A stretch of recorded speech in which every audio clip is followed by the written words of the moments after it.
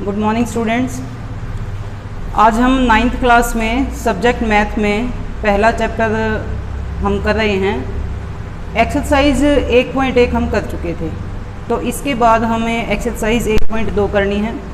हमारा first chapter है संख्या पद्धति, जिसके अंदर हम 1.1 में इसका बेसिक कॉन्सेप्ट पढ़ चुके थे और इसमें हमने किया था प्राकृत संख्याएं क्या होती हैं, पूर्ण संख्याएं, पूर्णांक, परिमेय संख्याएं, ये हम कर चुके थे। प्राकृत संख्याएं जो हमारी 1 से शुरू होती है, 1 2 3 4 5 6 7। पूर्ण संख्याएं 0 से स्टार्ट होती हैं। पूर्णांकों में सभी प्रकार की पूर्ण संख्याएं आती हैं और इसके साथ साथ जो ऋणात्मक संख्याएं हैं वो भी आती हैं, यानी सभी धनात्मक संख्याएं, सभी ऋणात्मक संख्याएं और 0 सब मिलकर के पूर्णांक बनाते हैं। परिमेय संख्या हम पढ़ चुके थे। परिमेय संख्या क्या होती है, जिसे हम p/q की फॉर्म में लिख सकते हैं और q is not equal to 0, ये हमने किया था। तो ये हम 1.1 में कर चुके थे। अब 1.2 से पहले परिमेय संख्या हम पढ़ चुके थे। अब हम देखते हैं कि अपरिमेय संख्या क्या होती है।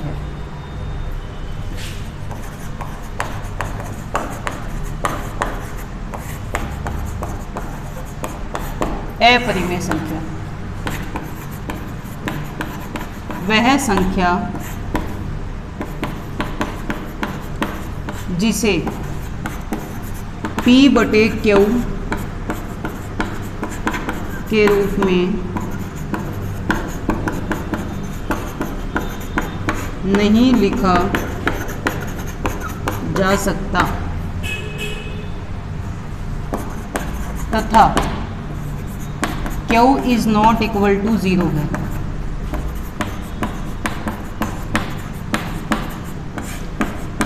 अपरिमेय संख्या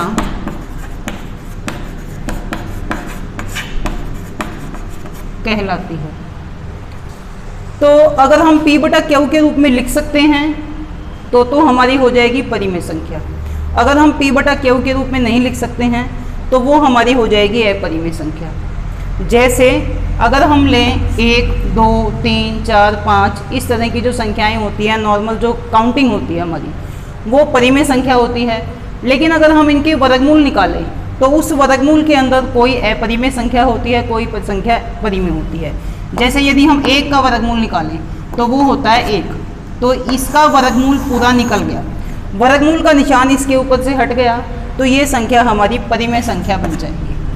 वर्गमूल 2, अब 2 का वर्गमूल यदि हम निकालें तो वो पॉइंट में आएगा और वो आगे तक चलता रहेगा, कभी ख़त्म नहीं होगा। तो 2 का वर्गमूल एक पूर्णांक में नहीं आएगा, इसलिए ये बन जाएगी अपरिमेय संख्या। ऐसे ही 3 का वर्गमूल यदि हम निकालें तो ये भी हमारा नहीं निकल पाएगा, इसलिए ये अपरिमेय संख्या। 4 का वर्गमूल यदि हम निकालें तो ये बन जाता है 2, तो ये जो है वर्गमूल 4 संख्या ये हमारी बन जाएगी परिमेय संख्या। ऐसे ही वर्गमूल 5, वर्गमूल 6, वर्गमूल 7, वर्गमूल 8, इन संख्याओं के वर्गमूल को यदि हम हल करें तो वो हमारे पूर्ण संख्या में नहीं आएंगे और उनके हम जब वर्गमूल निकालेंगे तो वो पॉइंट में आएंगे और आगे तक चलते रहेंगे। इसलिए जो ये संख्याएं हैं ये सभी अपरिमेय संख्याएं हैं। लेकिन इसके बाद जो आता है वर्गमूल 9, ये 9 का वर्गमूल निकल जाता है तो वर्गमूल के बाहर एक संख्या आ जाती है, इसलिए जो ये संख्या है ये बन जाएगी परिमेय संख्या। ऐसे ही पाई का मान, अब पाई का मान 3.14 डैश डैश डैश अनगिनत ये चलता रहता है, रिपीट नहीं होता है, तो पाई का मान भी क्या होता है, एक अपरिमेय संख्या होता है। तो ये सभी संख्याएं जो जितनी भी प्राकृत संख्याएं हैं 1 2 3 4 5 6 7 8 चलती रहेंगी। इनके जब वर्गमूल निकालेंगे तो इनके वर्गमूल निकालने के बाद कुछ संख्याएं परिमेय बनती हैं, कुछ संख्याएं अपरिमेय बनती हैं। तो ये हमारी अपरिमेय संख्या है, जिसे हम p/q के रूप में नहीं लिख सकते हैं और q का मान 0 नहीं होना चाहिए। इसके बाद आगे आ जाता है वास्तविक संख्याएं।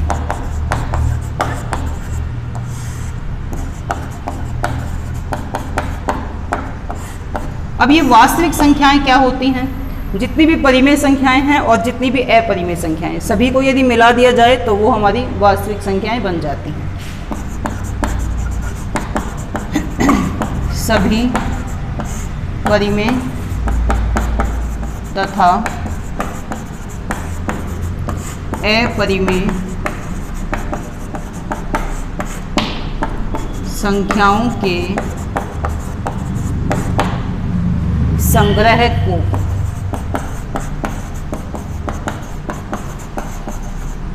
वास्तविक संख्याएं कहा जाता है। तो परिमेय संख्याएं कौन सी हैं? जिसके अंदर हमारे पूर्णांक भी आते हैं, पूर्ण भी संख्याएं भी आती हैं और प्राकृत संख्याएं भी आती हैं, और जिसे हम p बटा क्यू के रूप में लिख सकते हैं। और जिसे हम p बटा क्यू के रूप में नहीं लिख सकते हैं वो अपरिमेय संख्याएं आती हैं। इन दोनों को यदि मिला देते हैं तो वो हमारी बन जाती हैं वास्तविक संख्याएं। तो परिमेय और अपरिमेय संख्याओं को मिलाने से वास्तविक संख्याएं बन जाती हैं। तो ये सभी बच्चों को समझ में आ गया होगा।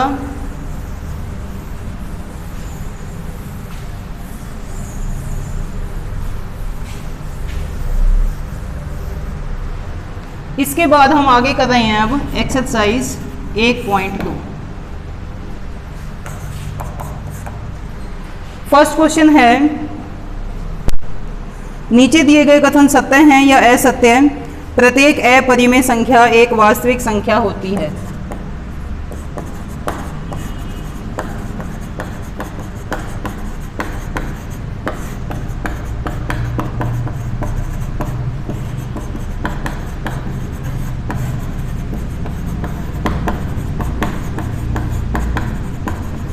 अब हमने वास्तविक संख्या पढ़ी थी।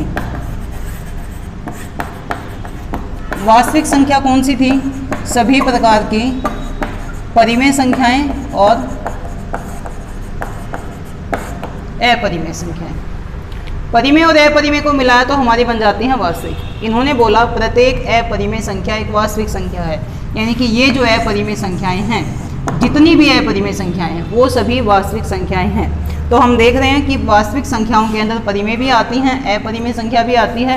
तो क्योंकि सभी प्रकार की अपरिमेय संख्याएं वास्तविक संख्याओं का एक भाग है, तो जितनी भी अपरिमेय संख्याएं होती हैं वो सभी एक वास्तविक संख्या होती है। तो इसका आंसर क्या आ जाएगा? सत्य। क्योंकि सभी प्रकार वास्तविक संख्या परिमेय संख्या और अपरिमेय संख्या का संग्रह होती है, जैसे कि हमने अभी इसकी डेफिनेशन में किया है। इसके बाद सेकंड पॉइंट है इसका,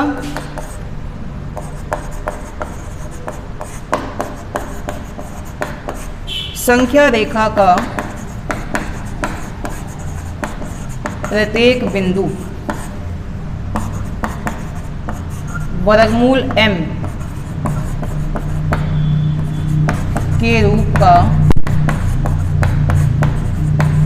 होता है, जहां m एक प्राकृत संख्या है। संख्या रेखा हम बनाते हैं तो संख्या रेखा के ऊपर 0, 1, 2, 3, -1, -2, -3 सभी प्रकार की धनात्मक संख्याएं, ऋणात्मक संख्याएं और 0, इन सभी को मिला देते हैं तो ये हमारी संख्या रेखा बन जाती है।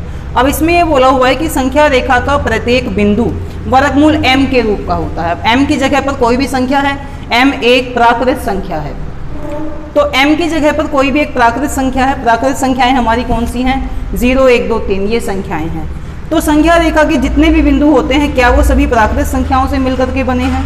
संख्या रेखा के ऊपर नेगेटिव जो इंटीजर्स हैं वो भी हैं और 0 भी है, तो इसमें नेगेटिव प्लस पॉजिटिव प्लस 0 सभी आते हैं। इसलिए केवल एक प्राकृत संख्या का वर्गमूल ही ये ऐसा नहीं हो सकता है। तो ऋणात्मक संख्याओं का वर्गमूल m के रूप का नहीं हो सकता है, इसलिए इसका जो आंसर आ जाता है वो असत्य आ जाएगा, क्योंकि संख्या रेखा पे प्राकृत संख्याओं के साथ साथ ऋणात्मक पूर्णांक भी आते हैं। ऐसे ही इसका तीसरा पॉइंट है, प्रत्येक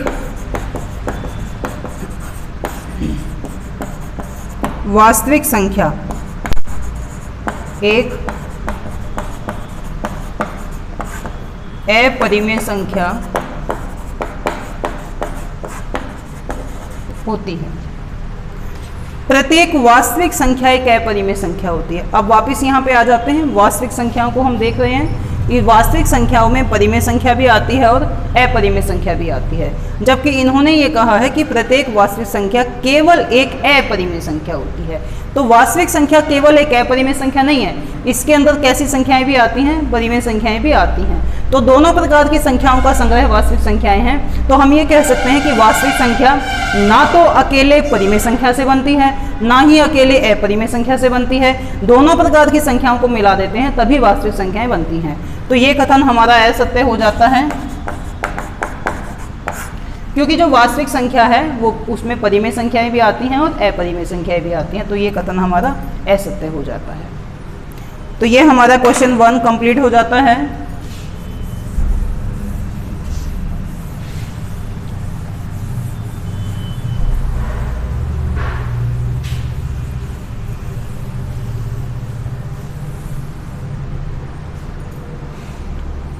क्या सभी धनात्मक, सेकंड क्वेश्चन है,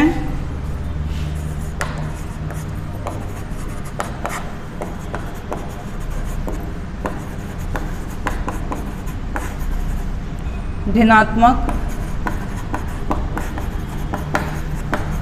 पूर्णांकों के वर्गमूल अपरिमेय होते हैं?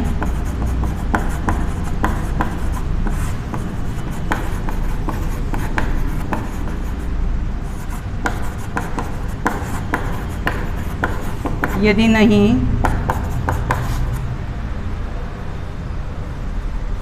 तो एक ऐसी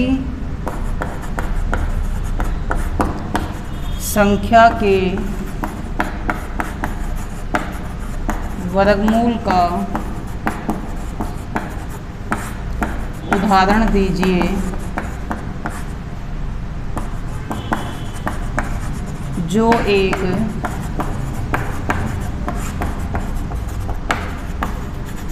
परिमेय संख्या है।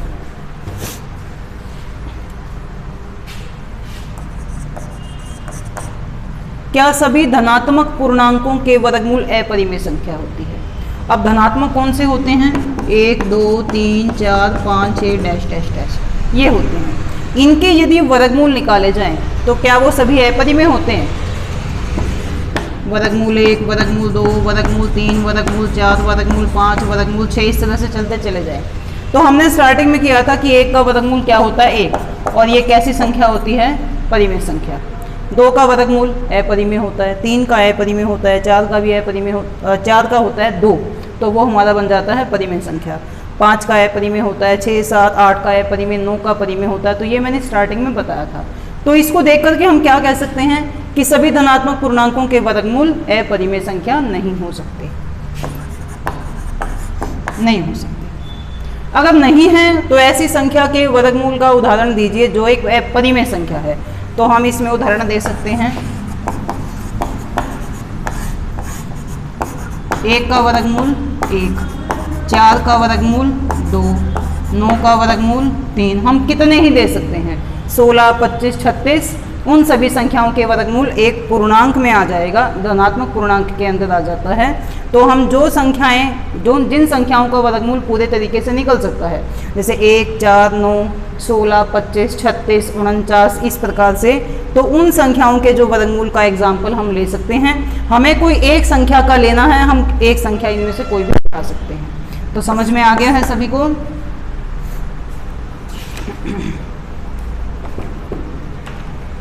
इसके बाद नेक्स्ट क्वेश्चन है,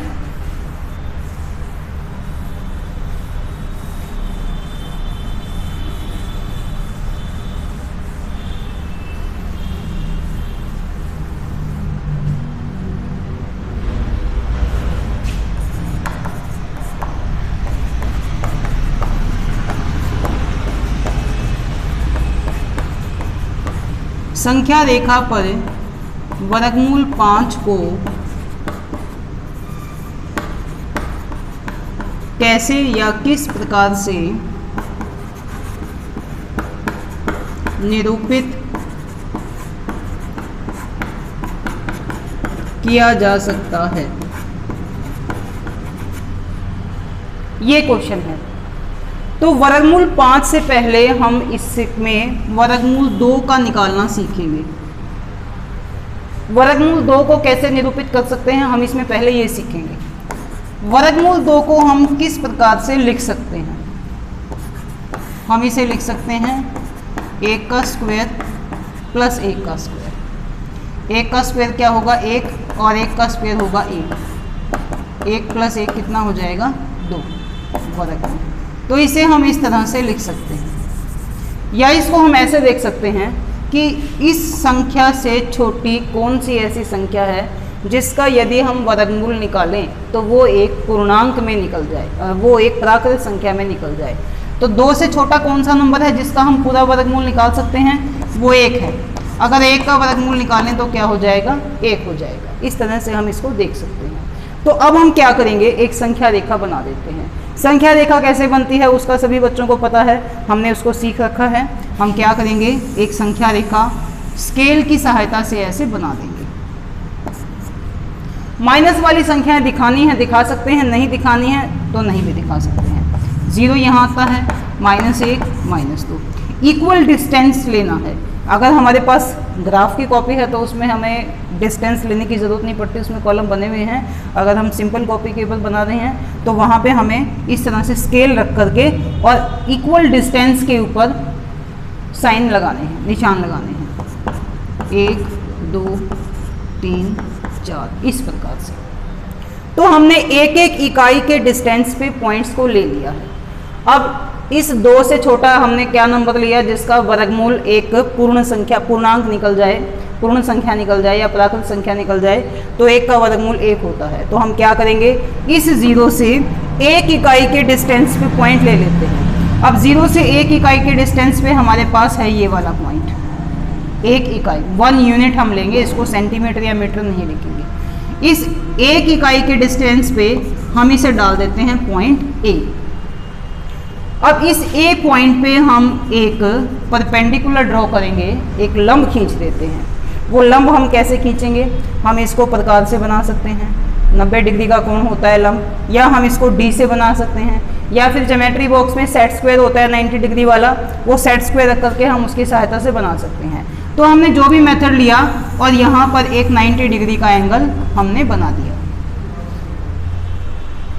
इसके बाद ये फिर से हमारे पास आगे क्या है? 1 यूनिट। हम 1 यूनिट यहाँ पे हम कंपास रखेंगे और 1 यूनिट ओपन करके वो यहाँ पर ऐसे इस प्रकार से एक चाप लगा देंगे, या फिर स्केल रख करके और 1 इकाई की दूरी के ऊपर ऐसे एक पॉइंट लगा देंगे। ये पॉइंट A था, इसको हम डाल देते हैं पॉइंट B। अब हमने प्रकार इस पॉइंट पे रखना है ऐसे, और यहाँ तक ऐसे खोलना, इस तरह से B पॉइंट तक खोल लेंगे और ऐसे हम चाप लगा देंगे इस तरह से। समझ आ रहा है? दोबारा से देखिए, हमने यहाँ प्रकार रखा और B पॉइंट तक खोल लिया, ऐसे यहाँ तक खोल लिया, और हम इस तरह से चाप लगा देते हैं। तो ये चाप यहाँ आ रही है संख्या रेखा पर, इस बिंदु पर काट रही है यहाँ, ये पॉइंट, इसको हम C भी डाल सकते हैं। अब ये जो पॉइंट है, इस O को B से ऐसे ज्वाइन कर लेंगे। ये हमारा था 1 यूनिट और ये भी हमारा है 1 यूनिट, 1 इकाई। 1 इकाई ये है, 1 इकाई ये है। संख्या रेखा पर जो ये बिंदु आया है, जो ये चाप हमने लगाई थी, ये वाला, ये हमें शो करेगा वर्गमूल 2। अब यहाँ पर क्योंकि हमने ये 90 डिग्री का कोण बनाया है, तो 90 डिग्री का कोण बनने से ये एक समकोण त्रिभुज लागू बन जाता है, और समकोण त्रिभुज में पाइथागोरस प्रमेय लागू होती है। तो अगर हम इस OB को निकालें तो पाइथागोरस प्रमेय क्या होती है? आधार की 2 प्लस लंब की 2 इक्वल टू कर्ण की 2। ये हमारा हाइपोटेनियस हो गया, कर्ण हो गया है। बेस इसमें हो गया है OA, परपेंडिकुलर है AB।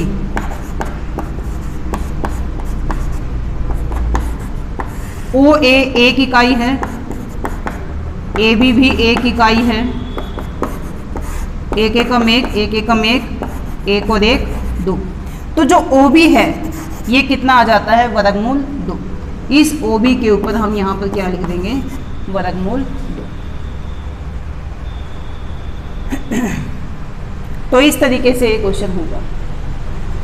समझ में आ गया है सभी को? ऐसे ही हम वर्गमूल 3, वर्गमूल 5 इसी प्रकार से हम उनको भी दिखा सकते हैं।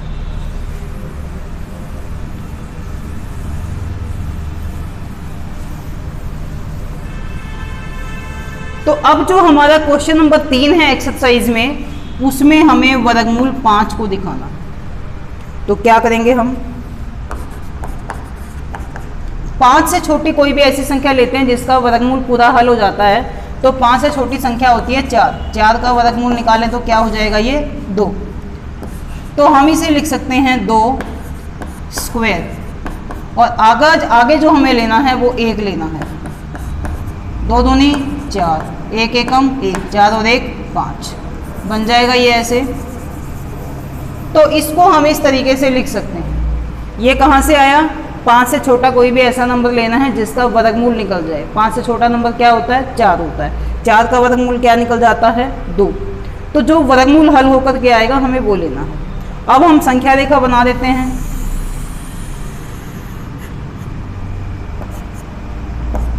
जीरो, 1, 2, 3, 4, -1, -2 ये हमने ले लिया। शुरू में हमारे पास 2 इकाई है, तो यहाँ से 2 इकाई ये पॉइंट आ जाता है। इसको हम ले लेते हैं पॉइंट ए। इससे पहले वाले क्वेश्चन में यहाँ 1 इकाई था, तो हमने 1 इकाई के डिस्टेंस लेकर के वहाँ 90 डिग्री का एंगल बनाया था। अब यहाँ 2 है, तो 2 इकाई के डिस्टेंस पे पॉइंट लेंगे और इसके ऊपर हम 90 डिग्री का एंगल बना देते हैं। अब 90 डिग्री का एंगल कैसे बनाना है वो तुम्हें पता है, या तो प्रकार से बना सकते हो, या डी से बना सकते हो, या सेट स्क्वायर से बना सकते हो। आगे है ये 1। अब यहाँ से तुमने 1 इकाई के डिस्टेंस पे ऐसे पॉइंट लेना है, या तो स्केल रख करके 1 इकाई का डिस्टेंस से ले सकते हैं, या कंपास यहाँ रखा, 1 यूनिट ओपन किया उसको और ऐसे एक आर्क बना दी। ये ए पॉइंट है, इसको हम डाल देते हैं बी। इस 0 पॉइंट को बी से ऐसे मिला देंगे। सेम उसी तरीके से हम चल रहे हैं। इसके बाद क्या करेंगे, कंपास यहाँ रखेंगे और ऐसे ओपन करके यहाँ तक ले आएंगे। ऐसे ओ बी के इक्वल हम कंपास ओपन करेंगे और ऐसे एक आर्क हम इसमें बना देंगे, वो यहाँ आ जाएंगे। दोबारा से देख लो कहाँ रखना है कंपास हमें, पॉइंट 0 के ऊपर ऐसे, और कहाँ तक खोलना है, बी पॉइंट तक, इस पॉइंट तक, और ऐसे एक चाप लगा देंगे। वो संख्या रेखा पे इस बिंदु पे आएगी, दिखाई दे रही है सभी को, तो यहाँ आएगी इस बिंदु पे। इस पॉइंट को हम डाल देते हैं सी, और ये जो पॉइंट है ये हमें संख्या रेखा पर दिखाएगा वर्गमूल 5 को। अब यहाँ से यहाँ तक ये कितना हमने लिया था, 2 यूनिट या 2 इकाई, और ये जो ए बी था ये कितना था हमारा, 1 यूनिट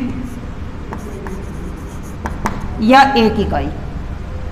ये दिखाई दे रहा है 1 यूनिट। अब यदि हम ओ बी को निकालें, अब ये हमने 90 डिग्री का एंगल यहाँ बनाया था, O B, O A square plus A B square, ये आधार है ओ ए, और ये ए से बी तक ये इसका लंब है। ओ ए था 2 इकाई और ए बी था 1 इकाई। 2 दूनी 4, 1 एकम 1, 4 और 1 5। तो वर्गमूल 5 ओ बी का मान आ जाता है। तो इस प्रकार से हम संख्या रेखा के ऊपर किसी भी बिंदु को दिखा सकते हैं, किसी भी अपरिमेय संख्या को दिखा सकते हैं। समझ में आ गया है? तो इस तरह से हमारी एक्सरसाइज कंप्लीट हो जाती है।